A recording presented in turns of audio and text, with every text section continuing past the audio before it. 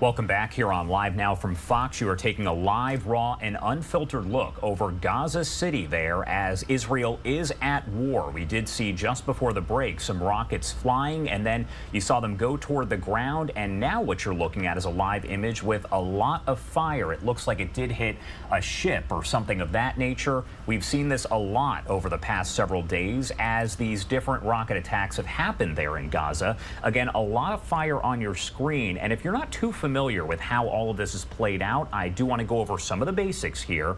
The fighting does continue day 4 now, and the death toll now at more than 1,600 on both sides. Around 900 people have been killed in Israel and about 700 in Gaza. That is according to local media reports that have been provided. This all did begin over the weekend with that surprise attack by Hamas on Israel. We brought that to you as it was breaking here on Live Now from Fox.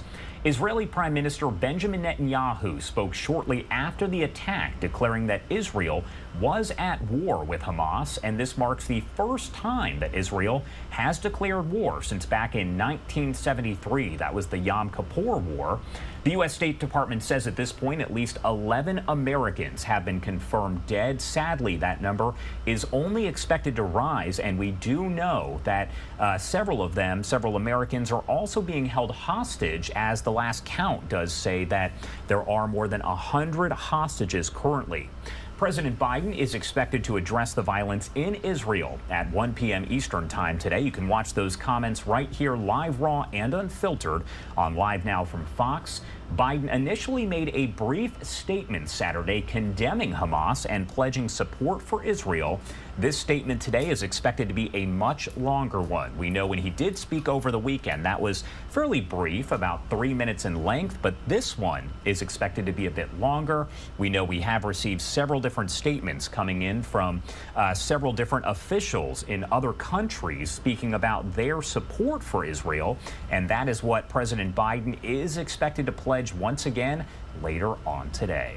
Again, you are taking a live look over Gaza City at this point. That is just one fire that we've seen break out after these missile attacks that have taken place over the last several days. It actually looks like we may have just seen another missile attack on your screen. Take a look. We're going to keep it on this live image here to see what happens next. There is that smoke in the distance. And again, before the break, we did see those rockets in the air. And then we saw all of that smoke. You could see the camera person that was over in that area move the camera around. We do have a different shot that is coming in once again. This is essentially just a different angle on the fire that we were just showing you. There are several cameras that have been provided by the Associated Press, Reuters, and other organizations that are out there that are capturing each and every moment as this does happen here. Again, a fire on a ship. If you are just joining us, Israel is officially at war. And as you see on your screen, the death toll is now at more than 1,600 combined on both sides. Around 900 people killed in Israel and about 700 in Gaza. Those numbers are expected to rise, and they could rise significantly as this war does rage on. I am going to keep this on this image over Gaza City that we have. Sadly, we have seen a lot of these images that have played out over the last 4 days, as this is now day 4 of Israel at war, declaring war against Hamas after their surprise attack on a holy holiday.